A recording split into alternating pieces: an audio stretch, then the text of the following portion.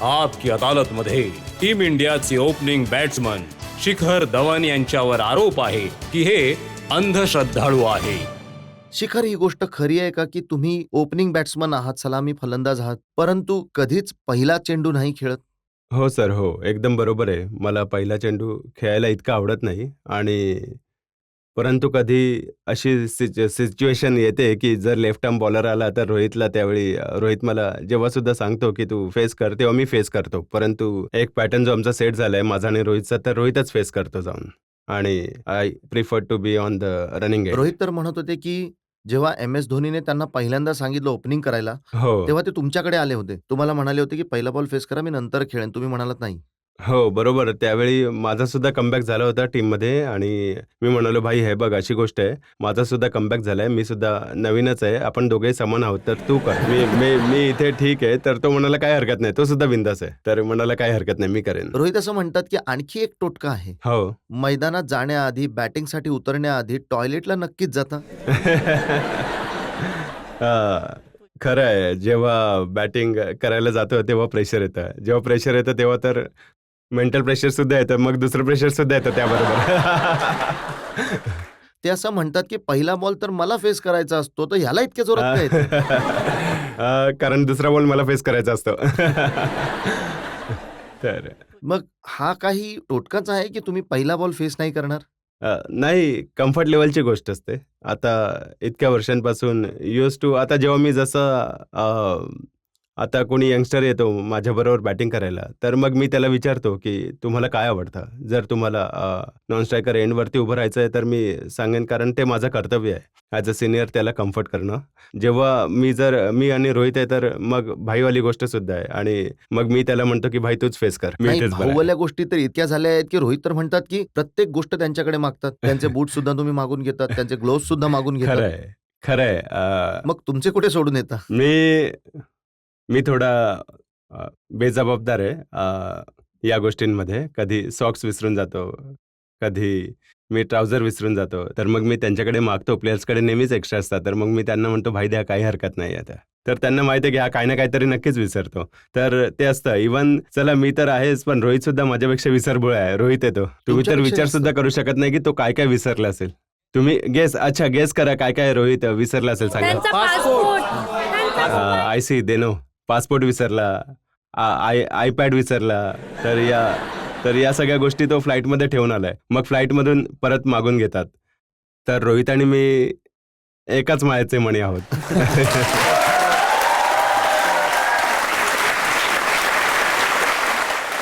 मी विराट कोहलीचा एक इंटरव्ह्यू बघत होतो. ते म्हणत होते की हा एकदम टपोरीसारखा बोलतो रोहित. रोहित, हो खरं आहे.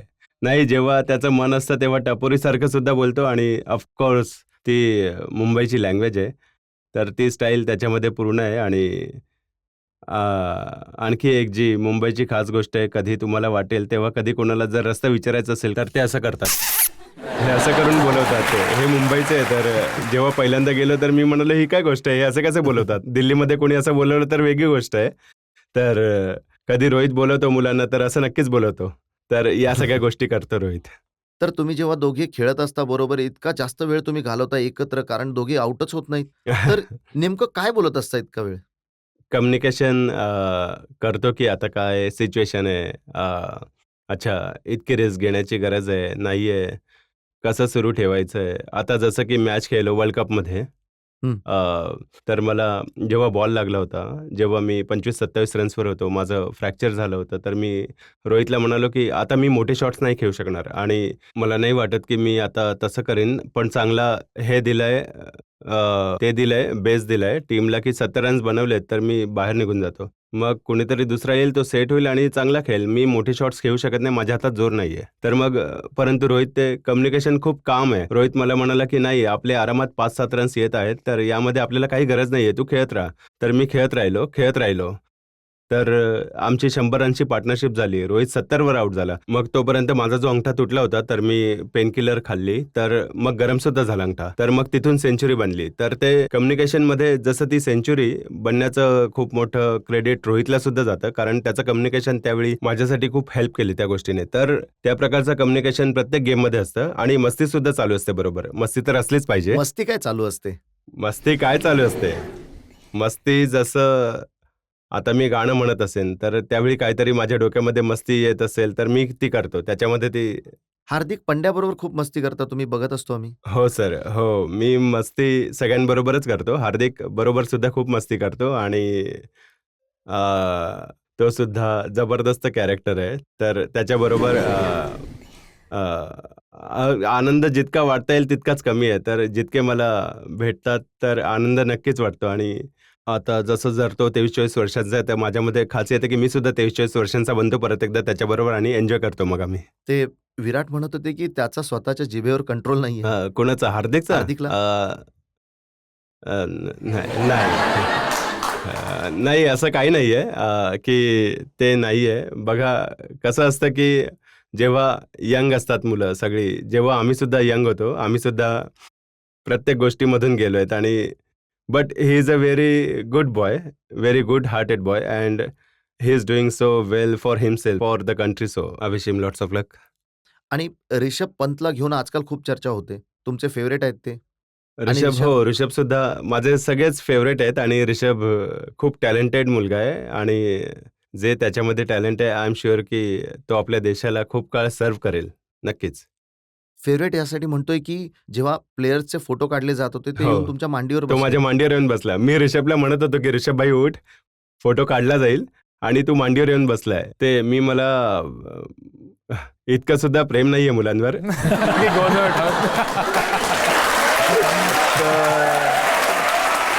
परंतु आता काय म्हणतात, तो 20-21 वर्षाचा आहे, तर तो ऐकतच नाही, समजत नाही.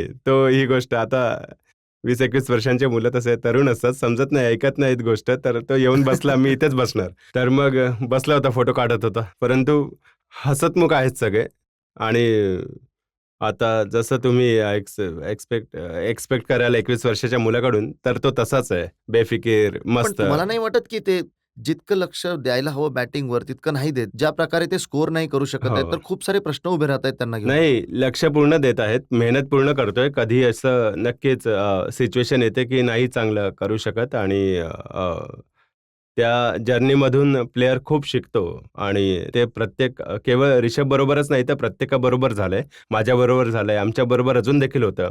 तर it's parcel of crickets life आणि आय एम शुअर की तो त्यातून मोठं काहीतरी शिकेल आणि जसा तो प्लेयर आहे, तर अशा प्लेयरला नक्कीच बॅक केलं पाहिजे. आम्हाला माहिती आहे की तो इतका टॅलेंटेड आहे. जसं त्याने आता इंग्लंडमध्ये सेंच्युरी बनवली, टेस्ट मॅचमध्ये, ऑस्ट्रेलियामध्ये बनवली.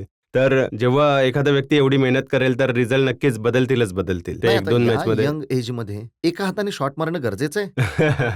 नाही, त्याने IPLमध्ये नक्कीच मारला होता एका हाताने शॉट आणि छक्केसुद्धा गेले होते बरेच आणि आता तर तसंही तो पूर्ण वेळ दोन्ही हातानेच मारतो आणि तुम्ही नक्कीच त्याचे आणखी खूप सारे छक्के नक्कीच बघाल. महेंद्रसिंग धोनी आणि विराट कोहलीची जी आपसातली अंडरस्टँडिंग आहे, या विषयी नेहमीच खूप चर्चा होते. जेवढा रिस्पेक्ट विराट देतात हो. धोनीला, याची चर्चा तुम्हा लोकांमध्ये सुद्धा होते, प्लेयर्समध्ये? नक्कीच होते आणि धोनी भाईचा सगळेच खूप रिस्पेक्ट करतात. इतके आपल्या देशातील इतके कॅप्टन राहिलेत आणि इतकं काही देशासाठी केलं आहे, प्लेयरसाठी केलं आहे आणि वी आर व्हेरी ग्रेटफुल आणि नक्कीच जसं तुम्ही म्हणालात, की विराट खूप कौतुक करतो. कारण विराटला सुद्धा जेव्हा तो यंग होता, तेव्हा धोनीबाईंनी खूप गाईड केलं आणि इव्हन जेव्हा तो कॅप्टनसुद्धा बनला, तर कॅप्टन्सीमध्ये सुद्धा विराट खूप काही शिकला आणि नॉलेजसुद्धा त्यांना मिळालं. मोठ्या लीडरची ही एक क्वालिटी आहे आणि विराटचं सुद्धा खूप कौतुक करेन, की त्यामध्ये सुद्धा खूप चांगली क्वालिटी आहे, की तो रिस्पेक्ट परत करतो आणि he is showing the gratitude towards धोनीबाई. तर मग बोथ आर द ग्रेट. हो.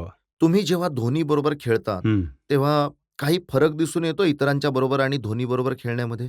धोनीभाई आणि इतरांबरोबर तुम्ही जेव्हा क्रीजवर आहात समोरासमोर, धोनीभाई बरोबर मी क्रीजवर जास्त राहिलो नाही, कारण ते ज्यावेळी येतात तोपर्यंत मी आपलं काम करून निघून गेलेलो असतो, बाहेरच असतो. तर जेव्हाही असतो तर he is he is very clear. त्यांना माहीत असतं की इतकं करायचं आहे की हे करायचं आहे. तर कम्युनिकेशन तर असतंच. आणि मग जर ॲज अ कॅप्टन ते मला काही म्हणत असतील की भाई तू हे कर, तर मग मी मारतो. मग I will follow his instruction.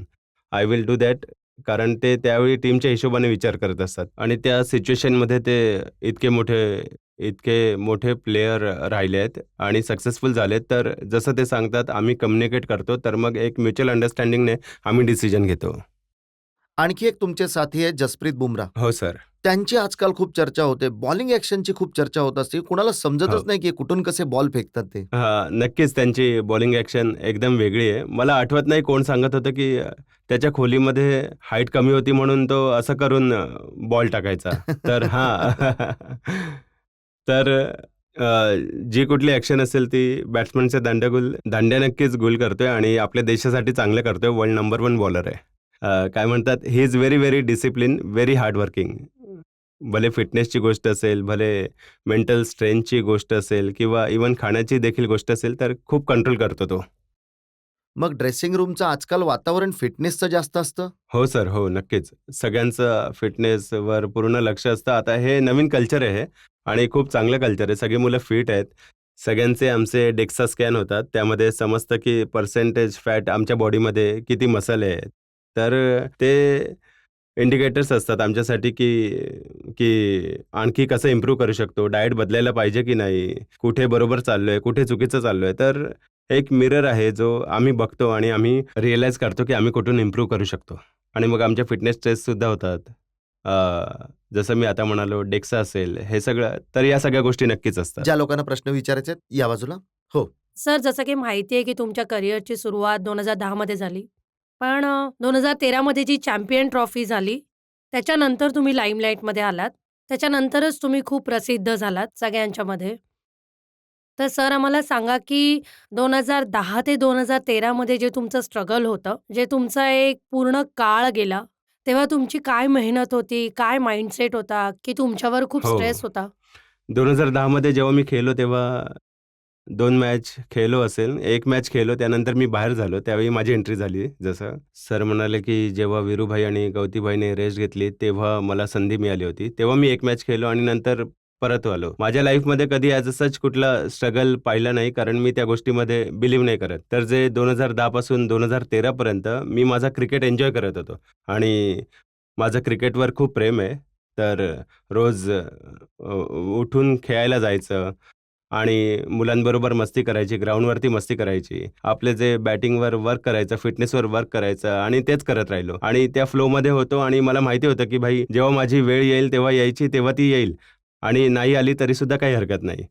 तर एन्जॉय करणं खूप गरजेचं आहे कारण तुम्ही स्ट्रेस घ्याल, तर स्ट्रेसमुळे तुमचं आजसुद्धा नाही सुधारणार आणि भविष्यसुद्धा नाही सुधारणार. कारण त्या एनर्जीने तुम्हाला आनंदी राहावं लागेल, ब्लेस्ड राहावं लागेल. तेव्हाच तुमचं फ्युचर आहे. तर आणखी चांगलं होईल. सर, आणि best of luck for your future. Thank you so much. आणखी तुम्हाला प्रश्न विचारायचे आहेत? सर, वर्ल्ड कपसाठी तुम्ही आपल्या टीमसाठी एक महत्त्वाचा भाग होतात आणि नेक्स्ट इयर सुद्धा वर्ल्ड कप आहे. तर त्यासाठी सर काय विशेष प्लॅनिंग केलंय तुम्ही? खास प्लॅनिंग माझी हीच आहे, की माझा फिटनेस कायम ठेवावा.